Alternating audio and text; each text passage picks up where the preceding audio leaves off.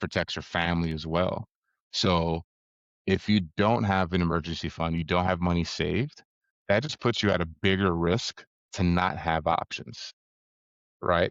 Like if you need a lawyer, if you need, your roof is leaking, it doesn't matter like what spectrum of those problems come, right? Like that's, they say money doesn't buy happiness. Again, pardon the language, BS, right? Because everyone has their problems, but when you have the financial resources to solve the problem without stress, I can tell you that is a much better outcome. So build your financial house, point blank, right? If you don't have $1,000 saved up, that is your first order of business. Whatever it takes, whatever you can do to get to $1,000, right? And then if you get there, then your next goal is that 3 months of savings, right? Because we only have two levers. We can either make more money or spend less. That is it, unfortunately. Éducation, c'est richesse, l'émission qui valorise notre culture et notre savoir. Vous aimez nos contenus? Alors, abonnez-vous à notre chaîne YouTube pour ne rien manquer. Abonnez-vous pour rester informé de toutes nos émissions inspirantes. Likez pour soutenir notre mission éducative. Partagez pour diffuser les vraies valeurs de notre pays. Ensemble, faisons briller l'éducation et la culture haïtienne.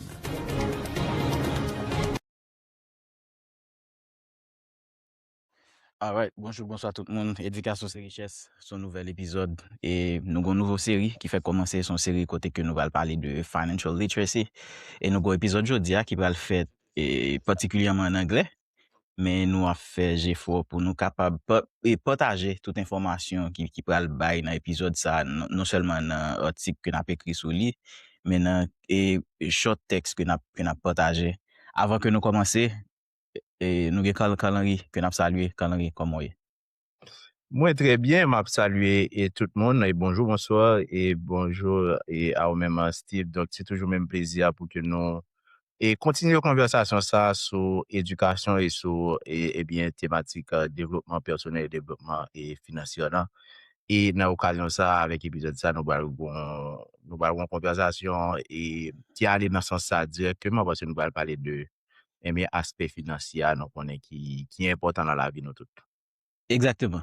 Et j'aime bien dire à l'heure, épisode jeudi à la particulièrement fait en anglais et nous pourrons switch rapidement pour nous dire que wealth does not begin in the bank.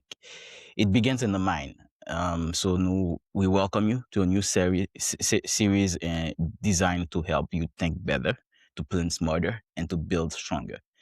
Money touches every part of life, but too many people were never taught how to truly works. This series is here to change that. One lesson, one mindset, one step toward freedom at a time. Financial literacy is more than numbers. It's a tool for freedom, stability, and legacy. So welcome to this conversation that can change life. Our guest today is Jacky Petit-Homme. He's a financial professional. He's a wealth specialist. So it's a pleasure to welcome you to Éducation c'est richesse. Welcome. Thank you for being with us. Thank you. Bonjour, bonsoir, everyone. I speak a little bit of Creole, but I'm not going to embarrass myself on here. All right, perfect. It's a real pleasure, like we were saying, to have you with us and to get it started. Can you please tell us who you are and what brought you to financial advising? Was there a personal moment that made you realize that money management was something like families needed to talk about differently, or what was the trigger? Yeah. So I think it was a series of moments. Growing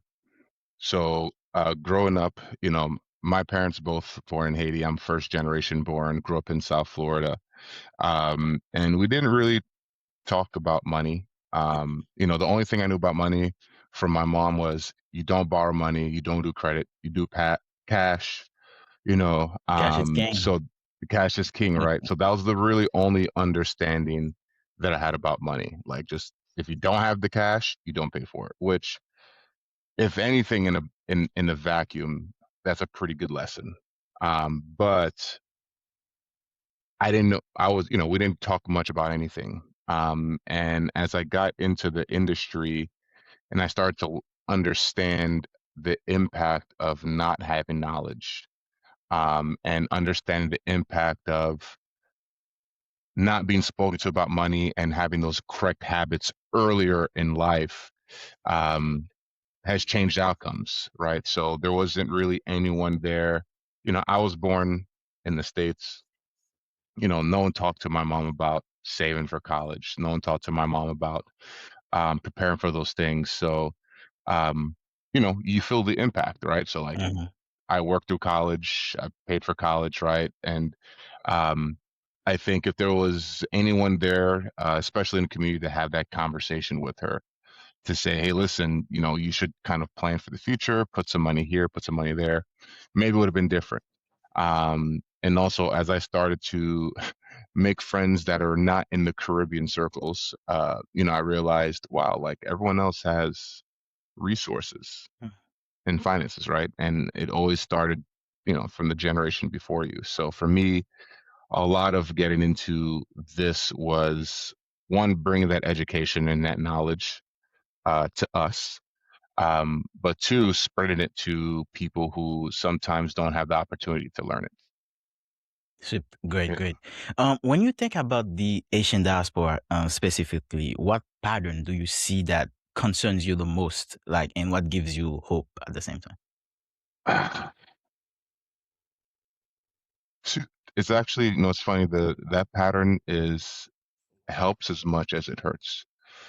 Um, I think Haitians are very hardworking, and we're not afraid of difficult things. But because of that, there isn't a big conversation about, hey, what happens when you don't have the energy to work anymore, right? What happens when you're older and yes, you can work all day, you can, do whatever it is you do, you can do it all day because we work hard.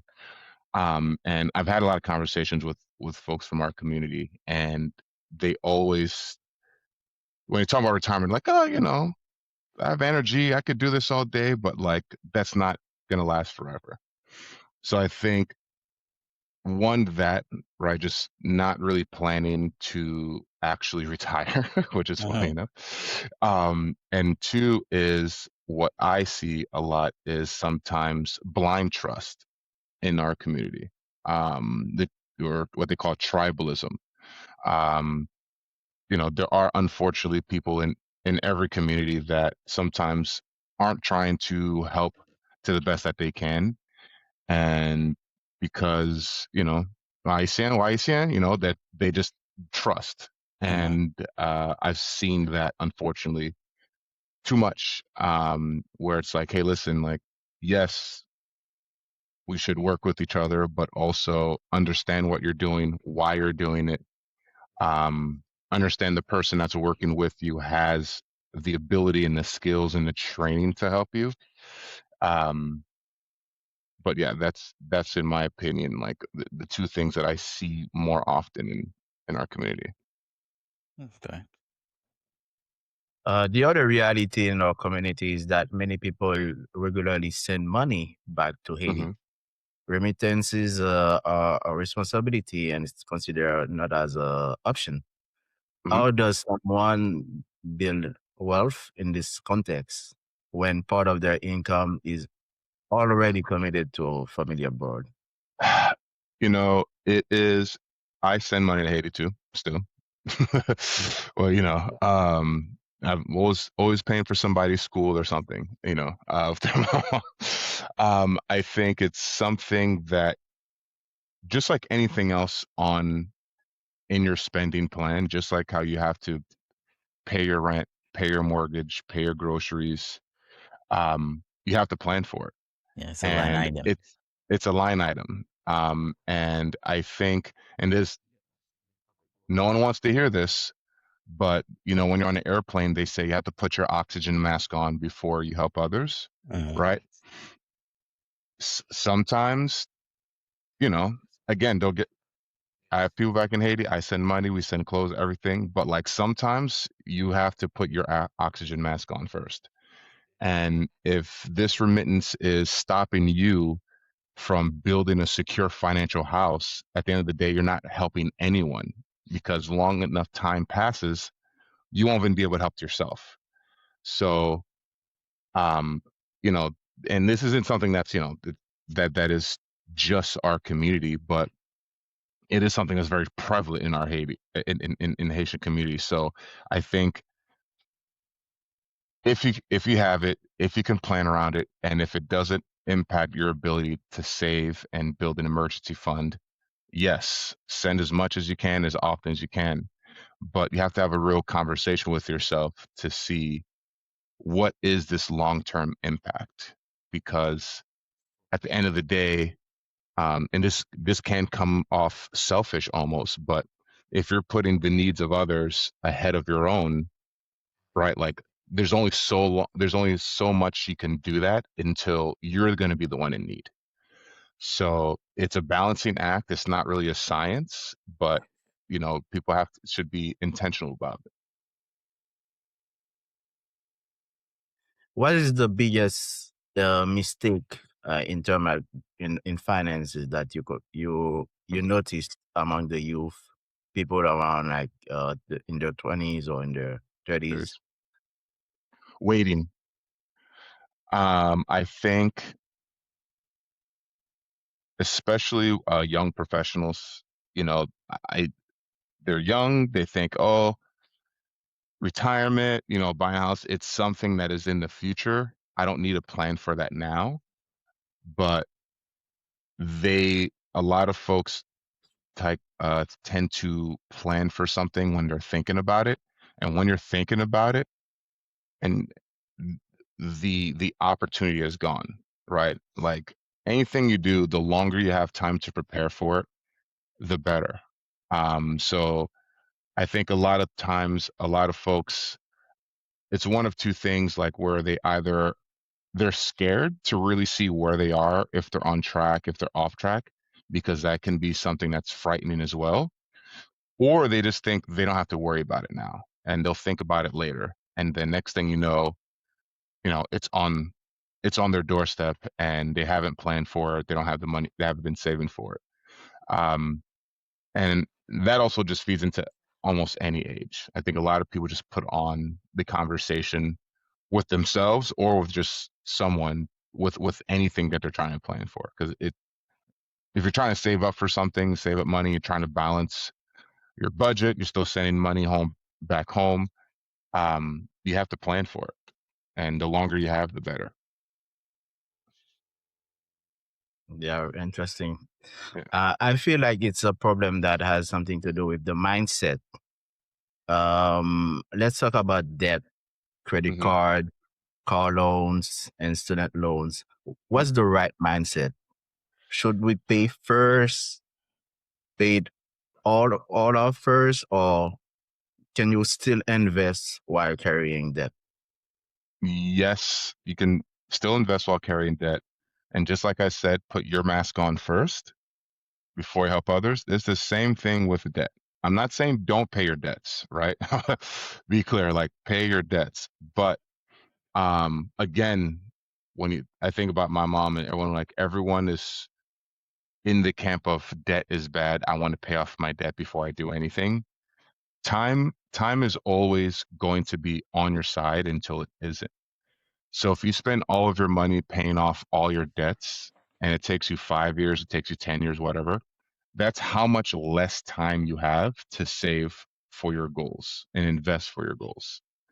So again, it becomes more of a balancing act. But I always tell people, you know, pay your minimum payments, right? Don't miss payments, don't mess up your credit. But your focus almost always should be paying yourself, paying your future self. Because the longer, if you invest $1 today, right, versus $1 tomorrow, the dollar today is always going to be more. So time in the market, if you're investing correctly, is important, because you need your dollars to compound. And if you're using all of your extra money to pay off debt, the only people you're making happy is Visa, credit card, right? Your Visa card, your MasterCard, or Amex. And The unfortunate thing is you can borrow for a house, you can borrow for your car, you could borrow money for college, you can borrow money for almost anything. You cannot borrow money for retirement. So you need to like really put yourself and your future self first, because I've never seen it, and I can guarantee you when you're looking at retirement and you're trying to live off social security and the money that you have saved, American Express is not coming to give you money because you paid them off. Your student loans isn't coming back to give you money because you paid them off.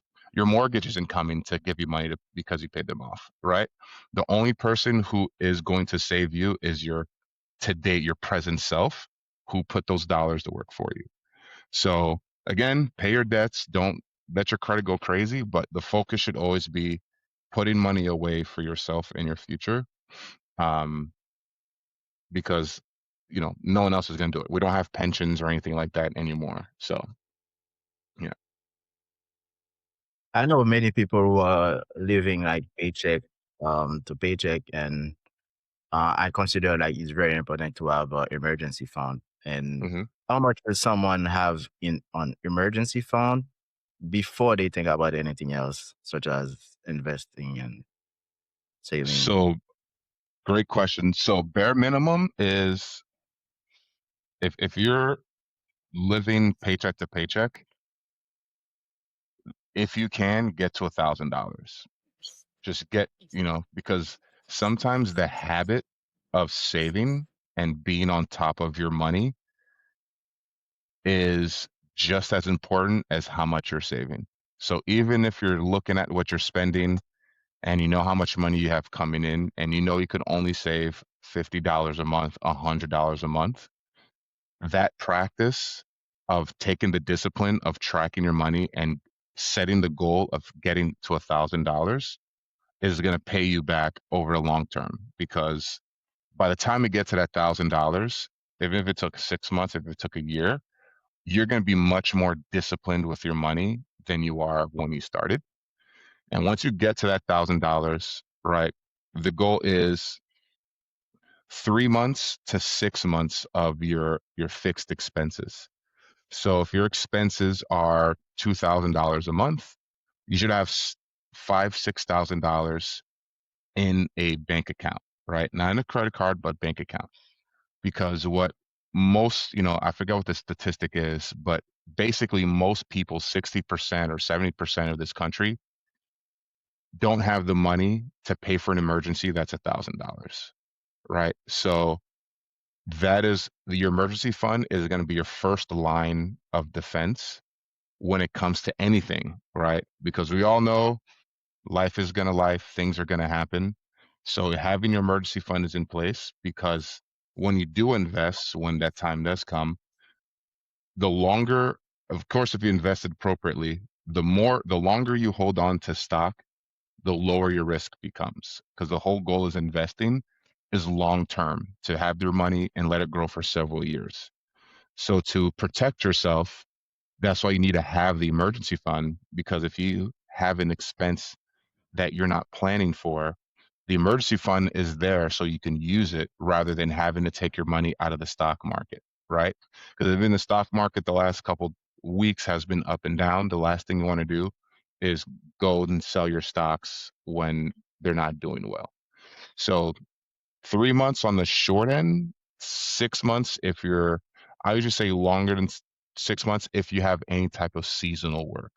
So like if you're a teacher and you have to leave your job and you don't start again until the following September, sometimes you have to take that into account. But 3 to 6 months of your fixed expenses. So these are just the bills that you absolutely have to pay no matter what, like your mortgage, your rent, utilities, internet, and things like that. Great, great. Thank you for such great information. Yeah. Um, we we talked about savings. You talked about the emergency fund. You talked about the how to the mindset to have in regards to debt, credit card, and etc. Many people in our community, they work jobs that offer plans like 401k, because right now they don't really talk about pension. They mostly talk about 401k, 403b, depends on the type of job you're doing. But a lot of people, they never sign up, or if they are automatically signed up by the job, they don't usually check it to see what's the percentage, if they can increase it, or how to manage it themselves. Because no one talks about it really. Can you break down what these different type of funds are as Yeah. simply as possible? And Yes. is someone not using it or not checking it? Is that person like leaving money on the table, and how can they correct that? Absolutely. So if you have, so there's a lot of different names. The most common name is called a 401k, but depending on the type of job you have or the industry, it could also be called a 403b, which is like if you work in like a school or a hospital, and sometimes there's one that's called a 401a. But basically, they all they all sound crazy in different numbers and letters, but they're all the same. And basically what they are is a retirement plan that your employer has set up that you can participate in. Now, the one thing that works very well for these plans is you can sign up to put money directly out of your paycheck into that account. And the good thing about that is it reduces the amount of taxes you owe. So for example, if you're in a 20% tax bracket because of your income, when you put $1 in, it really only costs you 80 cents because it's a pre-tax dollar. So it doesn't reduce your paycheck dollar for dollar. So that's the first thing that's very helpful. The second thing is there was a survey done by, I don't know if you know who Dave Ramsey is, Uh, but his team did a survey of all the millionaires in the country and asked them questions. And I think it was over 75 or 80% of those millionaires basically were millionaires because they had a job and all they did was save money in their 401k. They didn't have to think about it. It automatically comes out of your paycheck. So that's the first thing. So if you have the ability to do so, always save because, again, back to saving for yourself, paying yourself first, that's the best thing you can do. Now, a next level for that is if your company offers a match where most companies do, especially if you work at a big company, the match can be 3% of your paycheck or 5% or higher if you're lucky.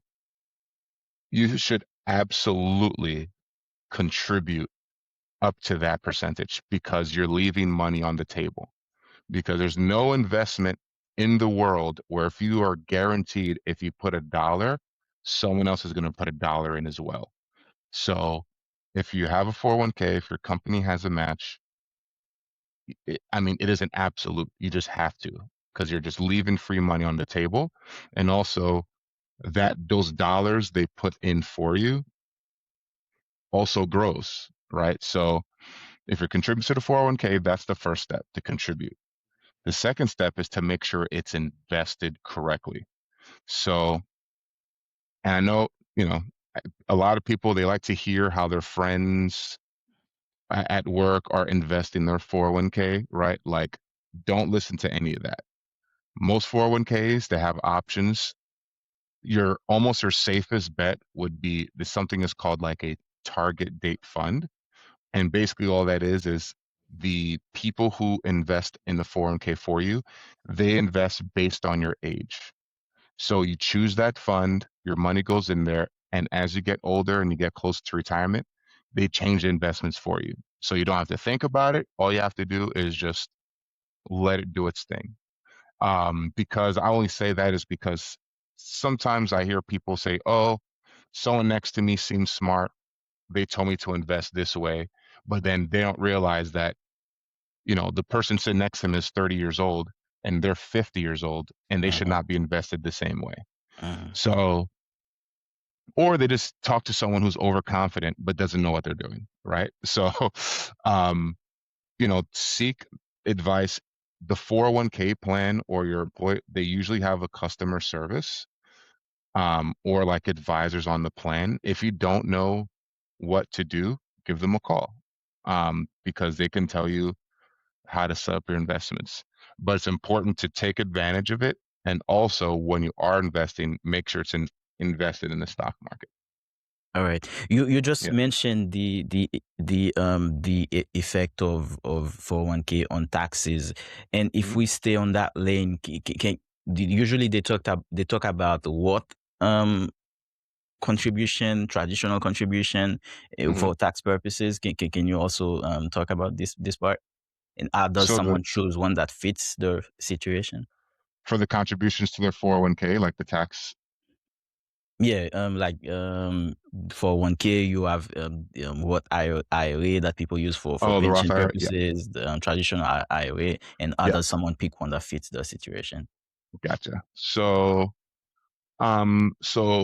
your 401k, all those plans I was talking about before that are offered through your job, your employer, and also your traditional IRA, right? Both of those plans are what's called pre-tax money. So in most cases, if you put dollars in there, you don't pay taxes on those dollars you put in those dollars, right? So if you don't have a 401k at work, you might be able just to open a traditional IRA, and then you put dollars in there, and then you can still deduct that off your taxes, right? So for 2026, right, the contribution limit is $7,500. If you're under 50, if you're over 50, it's $8,500. So you can basically write that off for taxes. A Roth IRA is much different because, oh, I'm sorry. And for the 401k and a traditional IRA, you pay your taxes later when you take the money out of your IRA. So when you retire, you take the dollars out and then it's taxed as income then. The difference with a Roth IRA is the Roth IRA is dollars that have already been taxed. So this money comes out of your paycheck, right? The paycheck, they take the taxes out. So you've already been taxed. And then you put the money in the Roth IRA. Now, the very, very cool thing about the Roth IRA is that it grows tax free. So if you put $7,000 in a Roth IRA today and you let it grow for the next 20 years and it grows to $20,000, it's 100% tax free. Now, the only thing with the Roth IRA that um, there's a stipulation if you there's an income limit. So if you make over a certain income, then you can't contribute to the Roth IRA anymore.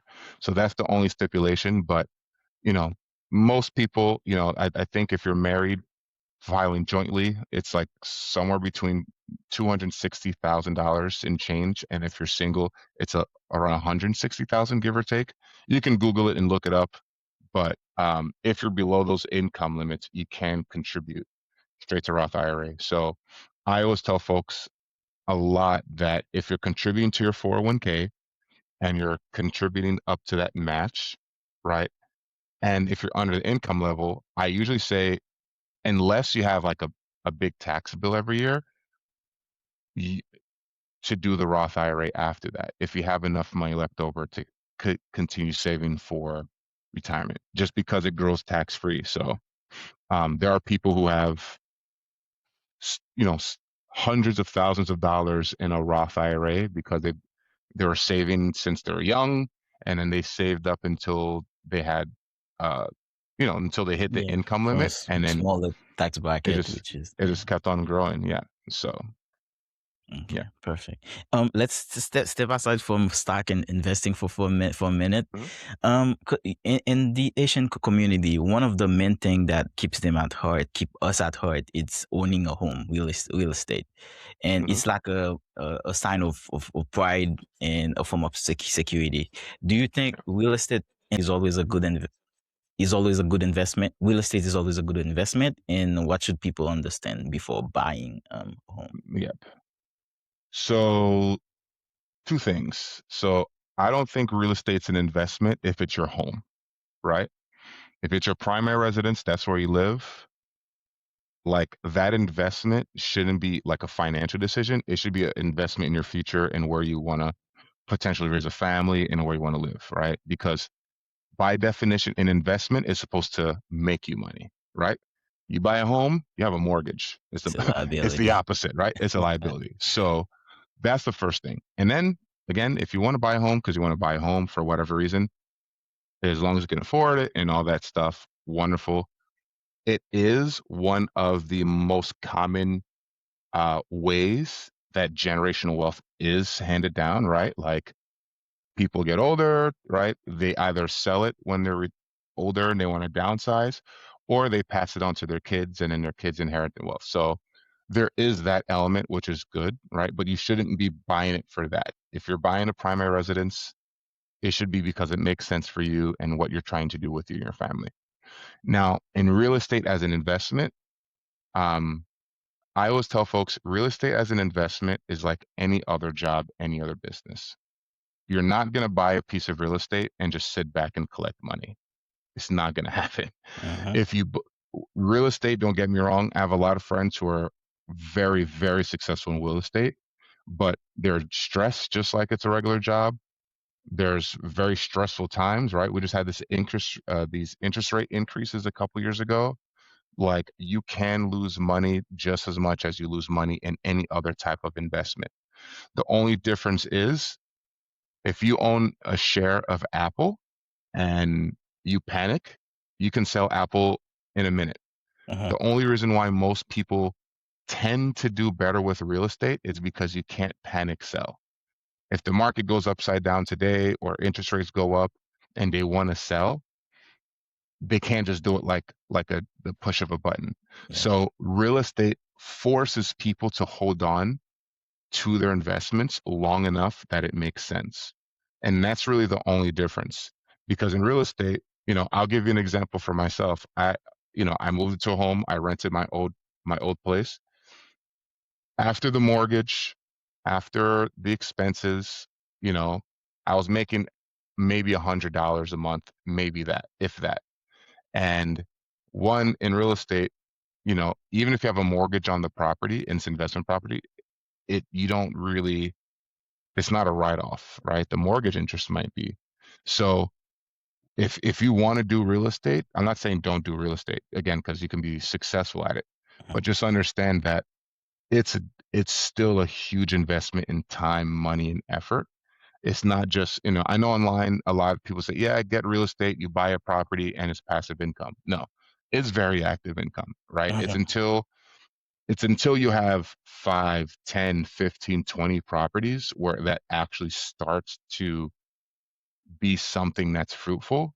But, if you think you're just going to buy one property or like maybe a duplex and then sit back and collect checks, you might have great renters but like it is not the avenue to like significant wealth a lot of folks imagine it will be. It's something that you still have to work at and grow, right? Like if you want to be wealthy in real estate, you have to have a ton of properties. You can't just have just one, if that makes sense. Definitely it Yeah. does. Let's step back into stock investing. For Mhm. someone who has never invested a dollar in the stock Mhm. market and is intimidated by it, what's the honest first step you recommend for that person? So the first step is make sure you have an emergency fund, right? The second step is understanding that this dollar you're going to put in the stock market, it's a one-way street, right? Like we're not going to invest this so we can get it back in a year. We're not going to invest this so we could get it back in 2 years. Investing is long term. So the statistic is if you invest something for a 5-year period, the stock market index is up 87% of the time. If you extend that to 10 years, it goes to 90. And if you get that to 16 years, it's up 100% of the time, right? So if essentially the stock market, if you have the patience and you can stomach the ups and downs, right, you will be rewarded. But you will only be rewarded if you stick to your long term plan, right? Like investing is a long term thing. So if you have $1, you have $100, right? Just know, one, especially as the first time investing, every time someone I know invests for the first time, the stock market goes down. I don't know. It's just how it Yeah, works, right? So understand that that's going to happen, right? And be okay with it, right? Because the volatility, that is the cost. That's the price we pay to get, on average, in the S&P 500, 10% compounded over the next 10 years. So that's the first thing. Understand this is a one-way street. And the second thing is, don't get persuaded by everyone else, right? Buy a very simple index fund. So you're just invested across the market.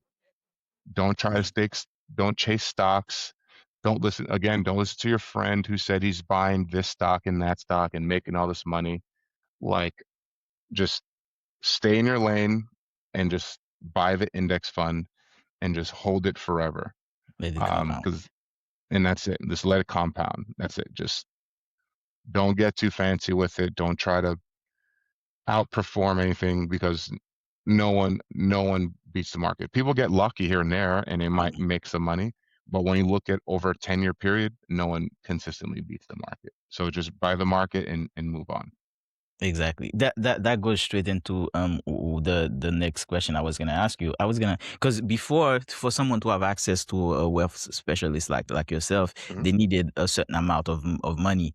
And right Mhm. now, with the different apps that are available, people can start investing with $5, $10, $50. Mhm. And because of that, a lot of people takes the market like they are gambling, Mhm. and sometimes they make money, they get lucky like you said, and they also lose a lot of money. Based on your experience, is that a good strategy? And someone who's only able to do that, what meaningful difference you think this kind of an investment, small investment, can make over time, if it does? So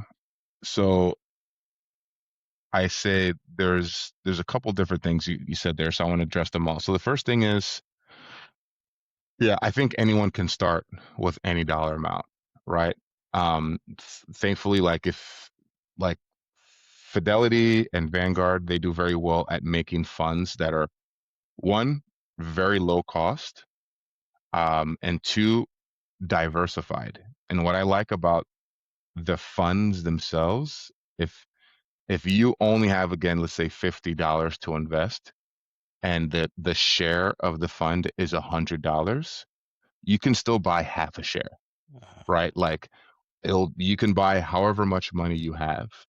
And the kind of how we have so much access to technology and trading for ourselves, it's good and bad. It's good that there's broader access, that someone who doesn't know someone who's in finance or doesn't know someone like me can still open an account, open a Roth IRA, and invest.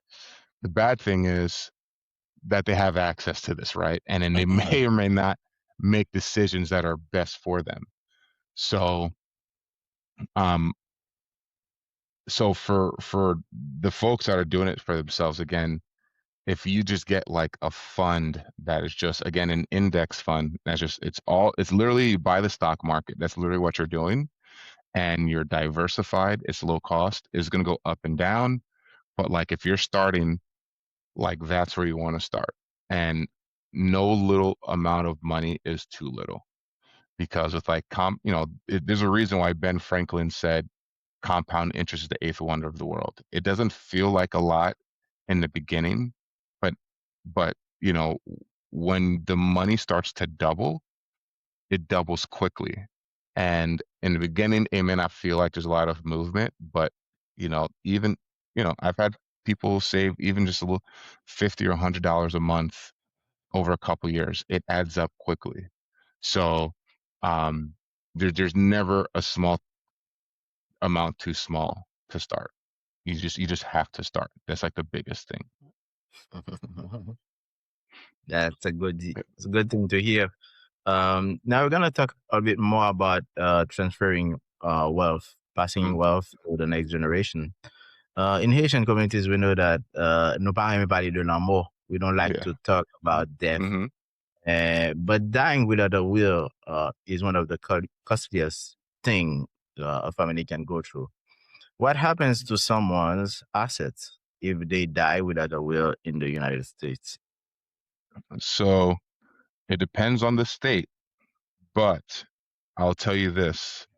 If you don't have a will or an estate plan, the government has one for you.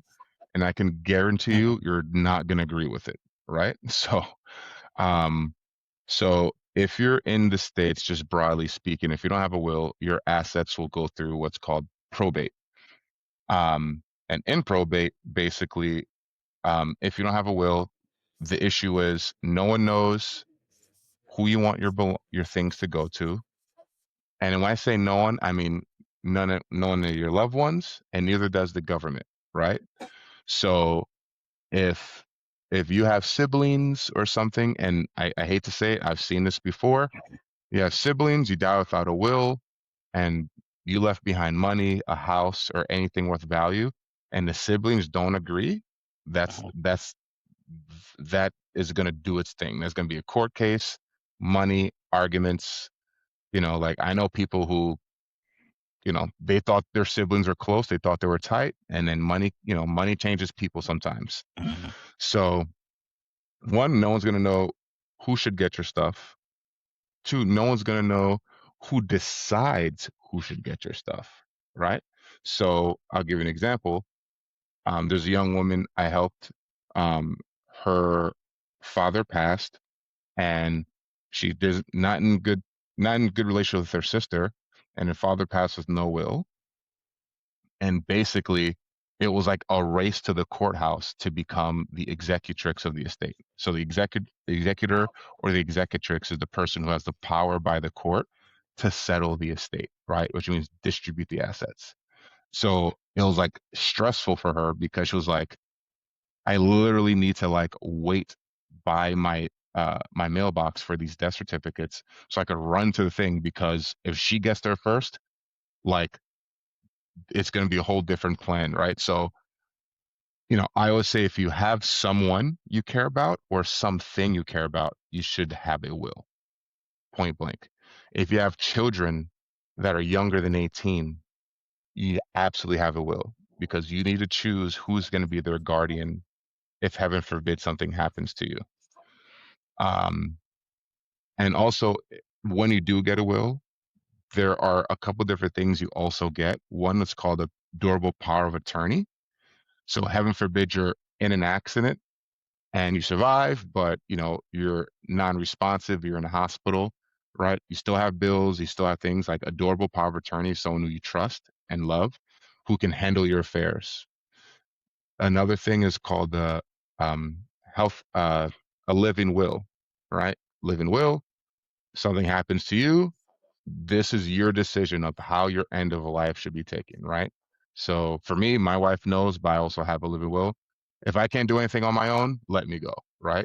So there's a difference between saying it and understanding it, Put it on but paper. when it's time to actually implement it, it's a whole different story. So having those documents, having it written down that you decided and you did it, because also, I don't know if anyone's familiar with Terry Chavo, but I think she was in Florida. Um, she was on life support. One side of the family wanted to take her off life support. The other side of the family didn't want to. Mm. And it was like this huge legal case battle. And it was just nasty stuff, right? Because, you know, so like making those decisions for people, because like one, no one wants the burden of making that decision, right? Because that stuff sticks with people. And then also it tells people what you want, Mm. right? So yeah, having a will is absolutely vital. It's like the most important thing you can do to protect your family. It really is. Outside of having like life insurance and doing your financial house, it's important. Some people I know they don't understand these concepts well enough. What's the difference between a will and a trust, and which one does a working class family need? Most working class families need a will, because a will basically says this is all my belongings, all my assets, and this is how I want it to go. This is where I want to have it, right? That is like a will is basically kind of like a letter of directions in a way. A trust is almost like I'm gonna take my assets or whatever I want, and I'm gonna put it inside a safe. And the only way to access it is under specific requirements, right? So, for instance, let's say, you know, let's say you're very wealthy and you have three kids, and one of your daughters, um, isn't great with money, and if you leave them all your money, they're probably just like going to spend it or something.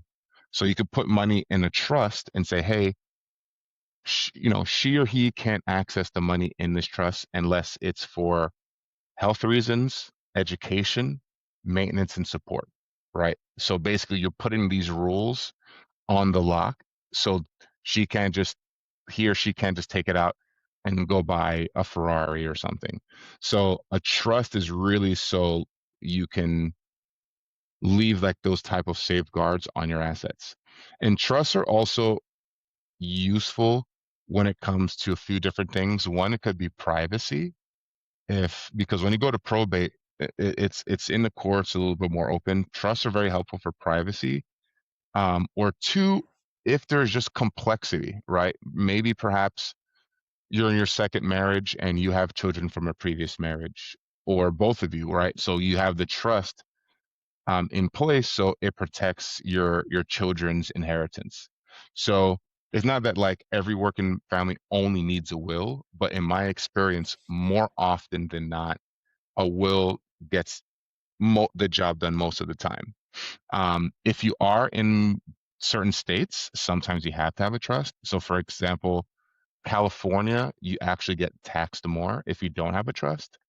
So, like that might be specific for people in California, but most of the time, if you have a will, that can get a lot of stuff done. And also, just while we're talking about it, if you have retirement accounts like an IRA or 401k, whoever you put as a beneficiary on that account supersedes the will.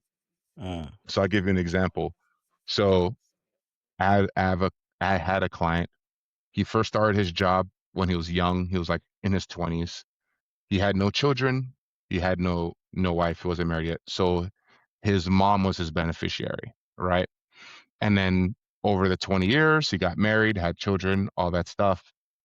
Unfortunately, he passed, but he never updated his beneficiary. So although he had a will that says, hey, everything goes to my wife, he never updated the beneficiary on that account. So legally, those funds had to go to his mother. So if you have accounts that have The acne beneficiary, symptom. yeah. So always if you have beneficiaries on your accounts, have them on there, but make sure they're updated as well. Interesting. Yeah. Life insurance comes up a lot in our community, but often it's the wrong kind and it's the amount is not correct. Can you explain the difference between term and whole life insurance? And what's Yes. your honest take on it?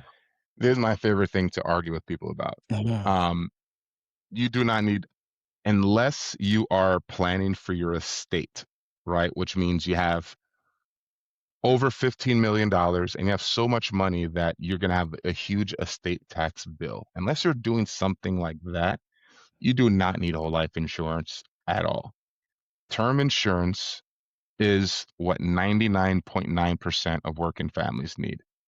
And when you really think about the insurance space, and when you think about why we get life insurance, right? Like you get life insurance because it protects your income, right? I have a son, he's 7 years old. Heaven forbid something happens to me.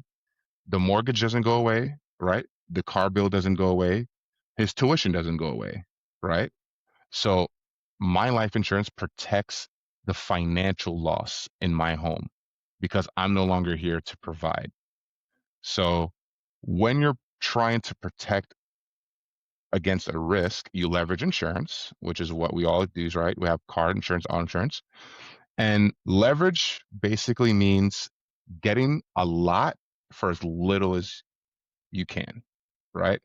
So and this is general, but like if you're around, I'm 39, but if you're around 30, if you're young, have a young family, you can get like $1 million of term insurance if you don't have any health issues for sometimes as low as like $50 or $70 a month, right? It's not like a big bill for if you think about for $1 million. So that's what you need because one, if you have a young family and you're trying to build your financial house, you need to protect your risk, but you also need to not spend a ton of money doing it.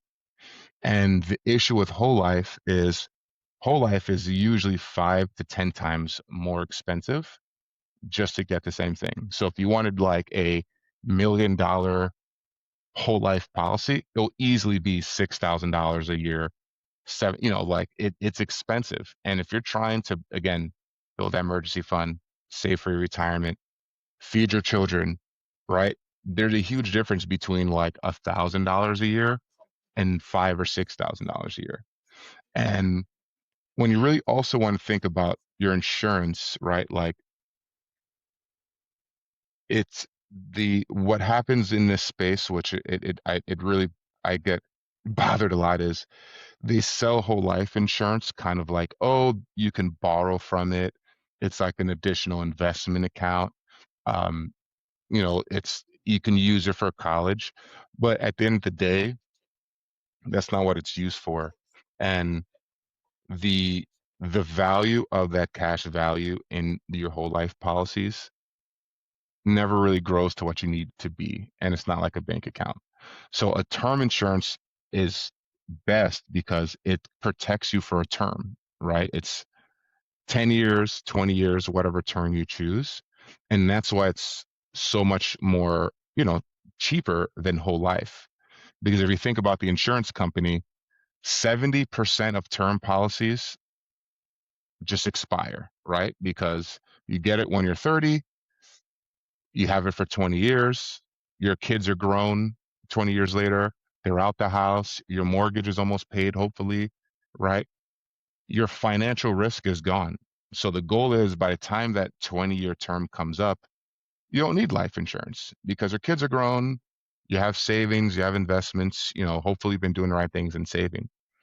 Whole life is exactly what it sounds like. You pay for it for your whole life. So whether you live to 80, to 90, to 110, the company knows they're going to pay you, your family, $1 million.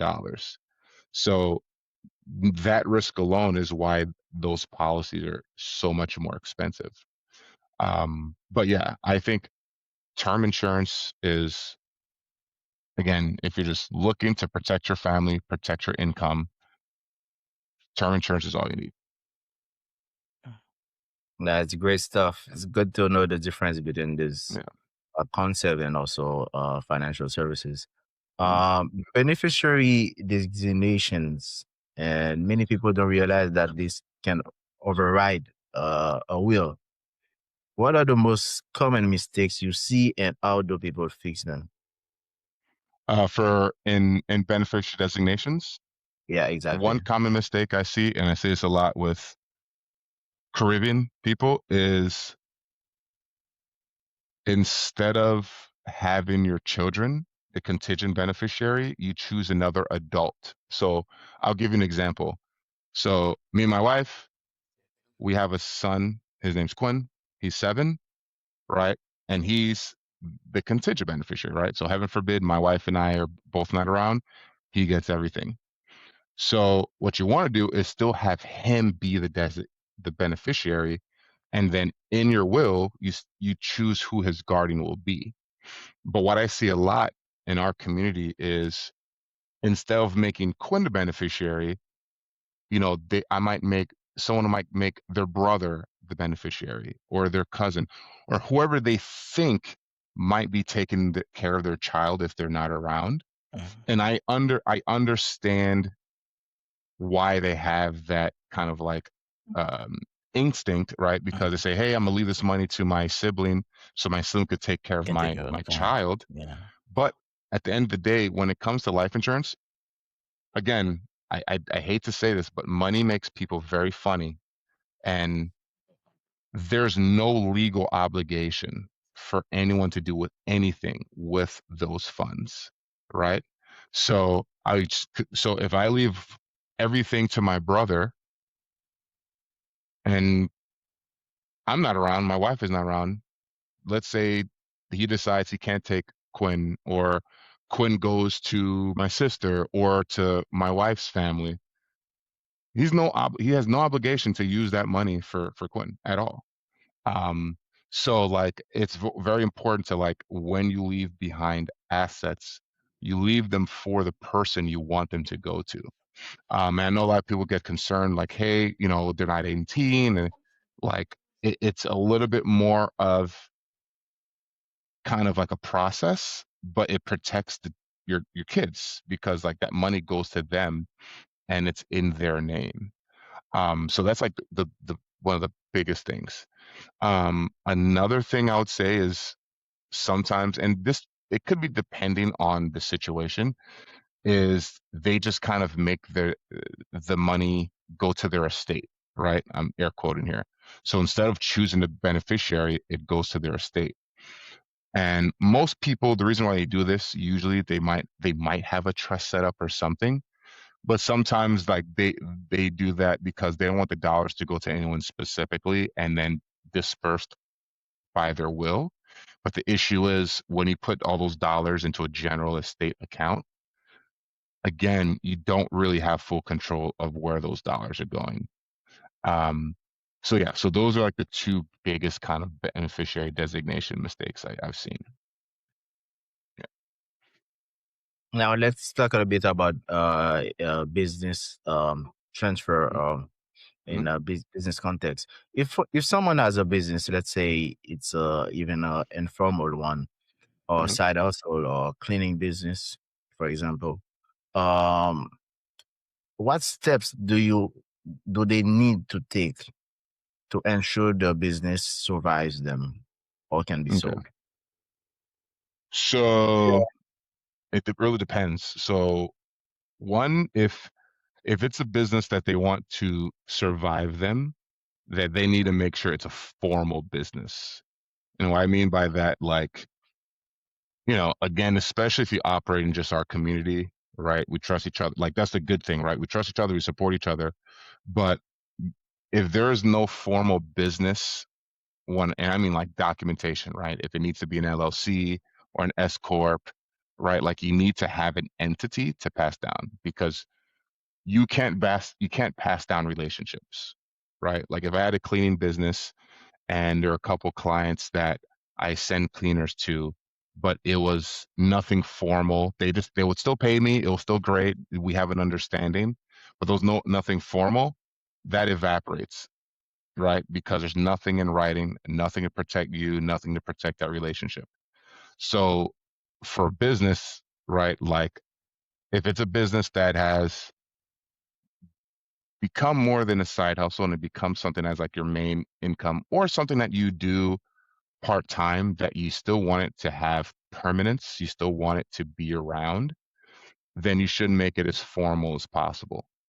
And the formality comes from, drafting business documents, right? Incorporate your business, have contracts, right? If you clean someone's office once a week or whatever it is, and they're on contract, like having the contract, also being filing taxes, right? Right, because this is what legitimizes your business, and that is something that can be passed down. That is something that can be potentially sold if it's successful enough. Um, and so yeah, so like when you have that process and you build that in place, that is something that's more material that you can actually hand down than just like, oh yeah, like I was preparing taxes for people for a while, and these are the people I helped, right? It's much more difficult for someone new to come in and take over and continue the business if those types of things aren't in place. Exactly. We talked we talk a lot about legacy, transferring Mhm, assets to children, and mhm, we thank you for all the advice. And if someone is listening right now and has no savings and maybe some debt, and they want to start investing, mhm. and apart from contacting someone like you, and if you want to share your information, that'll be great as well. What Mhm. other steps you think they should take this week to start on that avenue? S- So I think the biggest step to do is look at your financial life through the lens as if someone like me would. Like have a real conversation with yourself, right? Because I think one thing sometimes where people are hesitant to reach out to a financial planner professional is because they're not that proud of where they are, right? And I'll tell you this right now: if we all kind of live in a society, unfortunately, where everyone has an image that they got it all together and they have all this money and they're doing all these great things. I can tell you, I don't know if I'm allowed to curse on this, so I'm not gonna, and my mom might be listening to this. It's BS, okay? Like, and then sometimes it's the most extreme. The people who look like they got it together the most are the ones that are not, right? So, So like this isn't a comparison game. This isn't what someone else is doing. This is like your financial life and you're the only person that has control over it. So before you do anything, look at what you're doing. Look at how you're spending, look at the money you're making, how you're earning, and have a real conversation on what you want to make better and how you're going to do it.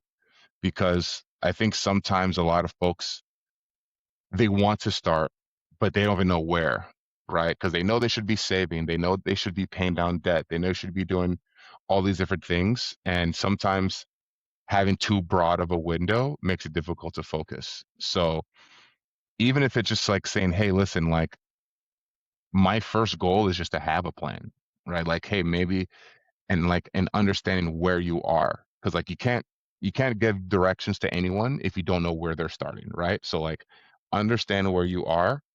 Um, and then just taking baby steps, right? Like if you know that you are making this much dollars and you only have an extra $10 or $15 a month because you're paycheck to paycheck, that's all you got to work with, and that's all you have to work with, right? And then you drive those $20 with all the intention that you can, right? And that's just where you are. And don't let what you see from other people, good or bad, discourage you from doing what's right for you. Because I think a lot of folks sometimes feel like, well, I'm never going to buy a house, I'm never going to get out of debt. And then instead of just like actually putting together a plan, they've convinced themselves that there's no hope for them, and so they just don't do anything. So, you know, have that conversation with yourself, see what you want to accomplish, and then reach out to a professional, someone who's credentialed, someone who's in the industry. If they're a CFP, right, that means they're a fiduciary. They have to like do right by you. Um, yeah, and kind of like start there and just go brick by brick. Exactly. If I can make that another question, specifically Mhm, for people Asian in the US right now with TPS, we're going through a lot of issues, facing all kind of difficulties. If that mhm, person right now is listening and they know that they might be sent back home, they have kids, they probably have a house, they probably have a bank account, and is it mhm. too late for them to do everything that you just said, to put that plan in place? And if not, what's the next step they should take right now while It's listening? it's never too late. Um, because it's like this, right? Like life life is going to happen to us no matter what. And you have two decisions. Do you want to be on strong financial footing or not? Right? So like life, there's going to be things are going to come our way, and you can either be financially prepared and have financial options or not. So building your house, getting your house in order not only protects yourself, but protects your family as well. So if you don't have an emergency fund, you don't have money saved, that just puts you at a bigger risk to not have options, right? Like if you need a lawyer, or if you need, your roof is leaking, it doesn't matter like what spectrum of those problems come, right? Like that's, they say money doesn't buy happiness. Again, pardon the language, BS, right? Because everyone has their problems, but when you have the financial resources to solve the problem without stress, I can tell you that is a much better outcome. So build your financial house, point blank, right? If you don't have $1,000 saved up, that is your first order of business. Whatever it takes, whatever you can do to get to $1,000, right?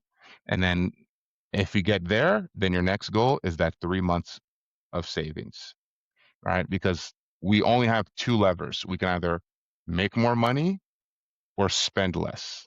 That is it, unfortunately. So if you're absolutely spending as least as you can, then you unfortunately have to find ways to earn more income, right? In whatever ways that makes. It could be Haitians, we grind, so we work. So right, like side hustle, whatever it is, but like there's no one is going to like come and do it for you. No one's going to come and force you to get an order, like, so you have to do it yourself. All right. Thank you so much. It was a Yep. real pleasure. I don't know if you have Yep. a last word, or if you want to leave us with any other advice, or if you have a last word, that'll be great. No, I just thank you for having me. Sorry, lung la lu, so I can't do this in Creole. I can't. I just can't. But yeah, no, appreciate you having me. If you ever want me back, I can talk about anything. Happy to talk. And this has been wonderful. So thank you. Thank you so much. It was a real pleasure, real honor, and like you said, we really definitely gonna have you back, because it's really important for our community, finance, and everything. You Yeah. talked about, we're gonna keep talking about them, and it was a real honor. Keep up the great work, Awesome. and we're gonna share all the information in the description. Perfect. Thank you. Thank you so Thank you. much. Have a All good right, one. Bye. take Was care. a pleasure. All right, Kalari. Bon Another great bagay. éducation c'est richesse épisode. Nous t'es content. Ah, that was really éducation c'est richesse, Yeah, et yeah. que épisode ça nous vraiment adressé question de richesse là, et avec un peu de Exactement. détail, transfert de Yeah. richesse, investissement, et donc différents aspects ou aspects culturels question. Donc c'était vraiment une émission qui était riche et en information et en insight, j'aurais dit ça en anglais.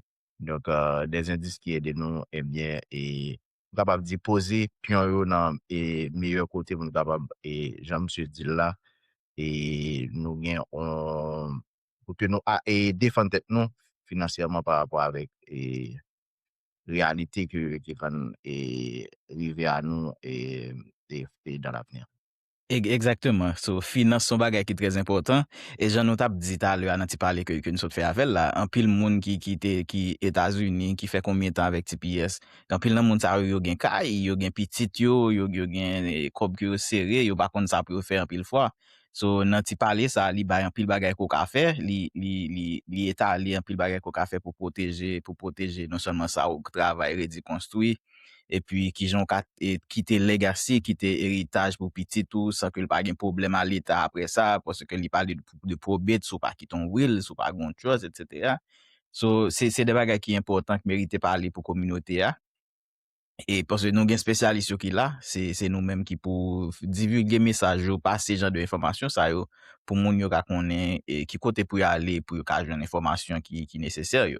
So, éducation c'est richesse, j'en nous dit, c'est tout aspect, c'est richesse de façon et holistique qui couvre tout aspect, c'est affaire santé physique, santé mentale, santé financière, tout aspect dans la vie en monde. So, c'est pour ça nous chaque semaine nous porter pour des monde qui spécialistes dans le domaine qui peuvent venir parler, qui peuvent venir des idées, des guides, ou pas obligé à appliquer à la lettre tout ça monde nan djou là. C'est pas comme si n'a mais qui ça pour le faire. c'est juste des débats, c'est juste des interactions, c'est juste des conversations, qui a bonne information, et puis ou même à partir de l'information, ça y a juger qui est-ce qui bon pour condition par où, qui est-ce qui bon pour situation par où, ou est professionnel par où, pour dire, t'entendez ça dans l'éducation de richesse, est-ce que là bon pour moi, est-ce que là bon pour situation par moi, et puis comme ça, nous tout va bien préparer futur que nous voulons, non seulement pour tête nous, mais pour famille nous, pour petite nous, que nous avons quitté derrière. Mais oui, c'est ton plaisir, c'est ton l'autre épisode, Éducation c'est richesse. Prochain rendez-vous, c'est l'autre semaine, nous venons avec l'autre invité spécial. Nous avons toujours été dans série, nouvelle série que nous gagnons, qui est sur Financial Literacy, qui est sur éducation financière, et nous parlons de l'autre épisode sur l'autre sujet, en bas même thématique là. C'est ton honneur, c'est ton plaisir, Carl-Henri, après l'autre semaine. Là, c'était un honneur, même plaisir. Donc, n'a pas un rendez-vous l'autre semaine. Kimbella. C'est bien. All right. Éducation c'est richesse, l'émission qui valorise notre culture et notre savoir. Vous aimez nos contenus? Alors, abonnez-vous à notre chaîne YouTube pour ne rien manquer. Abonnez-vous pour rester informé de toutes nos émissions inspirantes. Likez pour soutenir notre mission éducative. Partagez pour diffuser les vraies valeurs de notre pays. Ensemble, faisons briller l'éducation et la culture haïtienne.